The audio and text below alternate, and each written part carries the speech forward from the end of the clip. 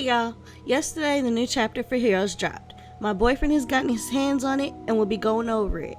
Right after this intro, make sure to like, comment, and subscribe.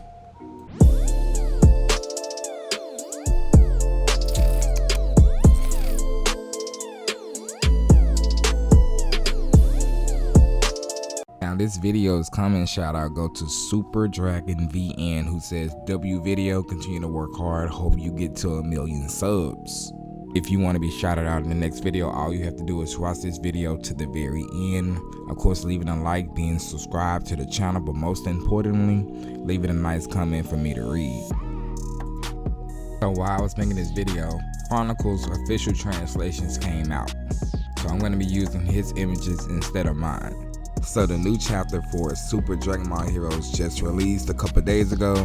We finna jump right into it. Even though I don't have translations yet, we can already tell that this battle that's just started is between Vegeta and Turles. Remember last arc, Vegeta actually taught him a lesson on Saiyan pride. After that lesson, when Goku Black appeared, he actually defended Goku and company, including Vegeta, laying down his own life just so they can escape planet Vegeta. And that was a big change for Turles. As you can see, they are going all out. Vegeta is in his dark Super Saiyan Blue Berserker control state. Turles, he's in his full power legendary Evil Saiyan state. As you can tell in these images, they are fighting with much intensity. Now most of this beginning chapter includes fighting between Turles and Vegeta. As you can tell, they're really giving it their all. There even is a panel to where Turles is actually smiling and showing that he enjoys the fight. And out of nowhere, they get some distance from each other. They begin to talk, and judging by Turles' stance and Vegeta's smile, I'm guessing Vegeta says, "Are you ready for round 2?" Unbeknownst to them, there is somebody staring at them at the top of the mountain. This happens to be Cell. I remember Cell was in the previous arc back when Goku Black was going rampant, and he said that he's just not gonna let things go. He does have a plan.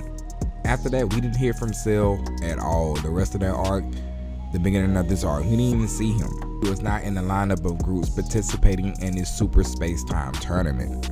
Make sure to like and subscribe because I will be doing another video covering translations.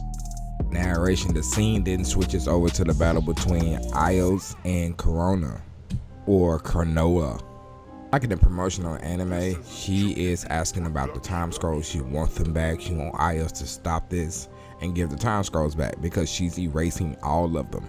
Because Ios is saying because of all these time scrolls existing, more bad people keep coming up, like, you know, what's going on in the demon realm, few, all those people like that. If we get rid of the time scrolls, then we won't have people like this coming up to take advantage of different timelines. I'm thinking Cronoa is pretty much talking about how she has a group called a Time Patrol who oversees these timelines and fix mistakes in them. Ios is talking about the hooded warriors, you know, Bardock, Gohan, Piccolo, and the Ice Princess. Then begins to spun the selection box holding all of the different timelines in it. She begins to act like she's going to actually hand it over to the current Supreme God time. She begins to actually reach for the box, but Ios is using her time attacks to actually keep a gap in between her and that box.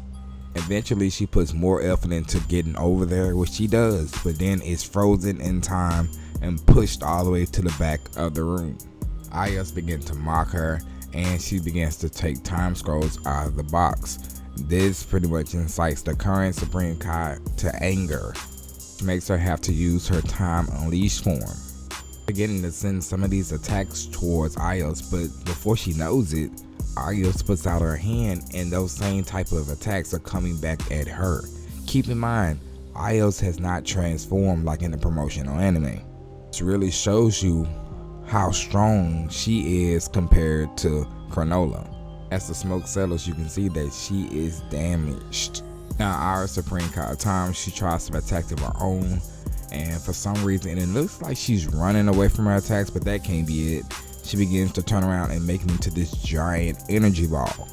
And this alone does not affect Ios at all. She's not amused. She's rolling her eyes at her. The level of disrespect. Ios then goes into her Time Unleashed form as well, the one we seen in the promotional anime. She freezes the current Supreme Kai of Time in place in the air. There's nothing that she can do, nowhere to go. She sends one more final attack to go ahead and put an end to this fight, but then that's when Goku appears, putting the little announcer person, the thing that's been announcing the tournament rules and pretty much ending the fights in the rounds. Both Ios and Granola is shocked that one Goku is even there, or the fact that he's holding one of the announcer persons. The blast that Ios sent towards Granola begins to hit her own announcer. Now we can tell that if she did get hit by that, then she would be sent to some type of realm. Goku looks like he is excited to actually go ahead and meet Ios, and this is when this chapter pretty much ends. Now, obviously the next chapter is going to be the battle between Ios and Goku, which we already seen in the promotional anime. Now we are already in a new month. This is November. Are we going to get a promotional anime in November? I believe they're trying to keep the manga and the anime close to each other, so since we did not get a fight between Ios and Goku in the manga yet, I don't think we're going to get a promotional anime in November, but I could be wrong.